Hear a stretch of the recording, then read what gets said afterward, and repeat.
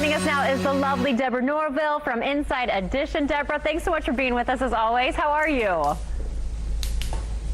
I'm great, thanks. How you doing? I am great. As everyone gearing up for the big game on Sunday, first off, I have to ask you, who you taking? I don't bother picking. If my team's not in the game, and my team is the New York Jets, so they'll never be in the game, I just enjoy the food and watch the game and eat a lot of garbage. Do you have a favorite snack that you make little appetizer that you like? It is literally the worst thing you can do. If my doctor heard me tell you this, it's you take a can of chili, and then you take a block of Velveeta, and you nuke it, and you have it underneath that. You have all the Tostito chips. It's so good. It's my favorite Super Bowl pig-out food. I love that. calories don't count for the big game. That's out the window. Well, I know your team went behind the scenes in Tampa to really see how they're keeping the city safe. Yeah, the good news is Tampa's done this before. They hosted the Super Bowl back in 2009, but no team has ever been in their home city when they were playing. So that's a first this year for Tampa.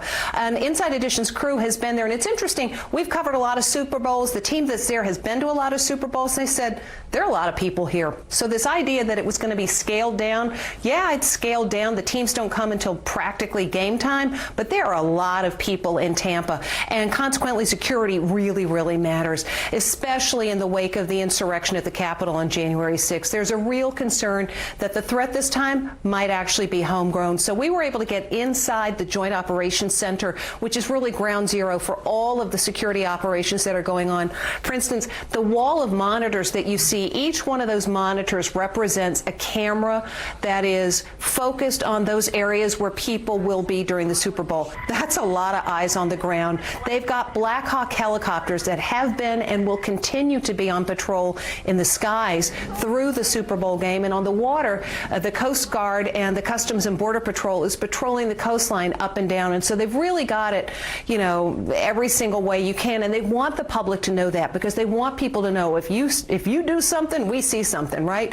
Exactly. The other thing that's kind of interesting is the mayor of Tampa has issued a mandatory mask mandate, both outside and inside. And that's not the case elsewhere in the state of Florida. And that will continue for 1 week past the Super Bowl game. I love it. They are not messing around, keeping the city safe. It's great to see. Now, one day, I have to admit, I would love to move to the beach, but I know moving is never fun, and it can be dirty, literally, and you guys found that out.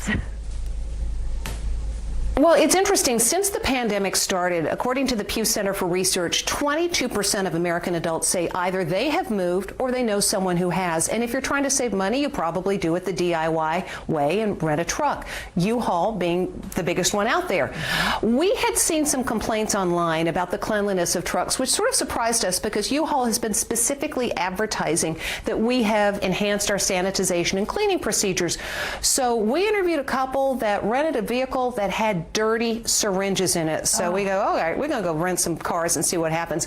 So we rented 3 trucks, 3 different locations, and when Les Trent opened one of them, he recoiled. He thought, oh my goodness, I can't put my personal things in this, my beds, my sofas, in this filthy thing.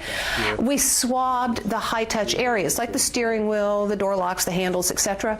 And when the results came back from the laboratory, on the steering wheel, among the bacteria, was E. coli. Oh, and we know where E. coli comes from. So we shared all this with the U-Haul people.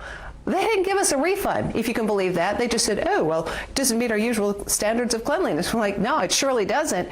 And so what are you supposed to do if you do move to the beach like you're talking about? Well, when they rent you the car and they make you walk around and record where all the dings are in the bumper so you don't get charged for that later, make them open it up. Make them open the back. And if it's not clean enough to your standards, if the cab where you have to sit isn't clean enough, make them give you another vehicle. Oh, great advice. That is shocking. So disgusting. You're right, with your personal belongings and maybe your baby's bed, and good information to know.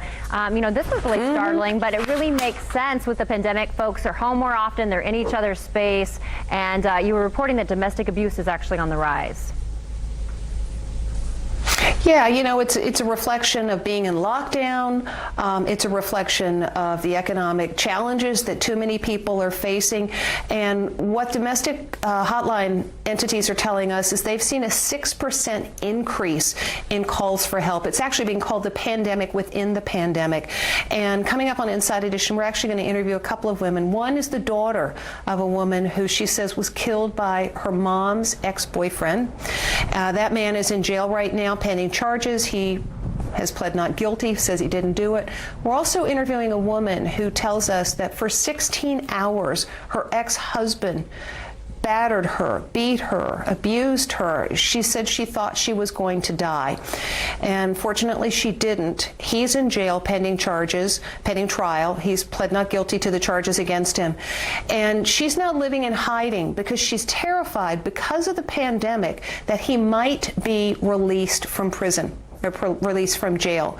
Because of COVID, they're letting a lot of people out of jail. And she's living in fear that that might happen. And she says, if that happens, I have no reason to think that he wouldn't finish me off. So this is what countless women are going through around the country. And if I can just leave you with this bit of information, thehotline.org is a website that will direct you to local resources wherever you are. And that might be the most important thing you have on your broadcast today. Absolutely. That story is going to save lives, empower women to get help and get away. Thank you so much, Deborah Norville. As always, stay safe and have a great weekend. We appreciate you.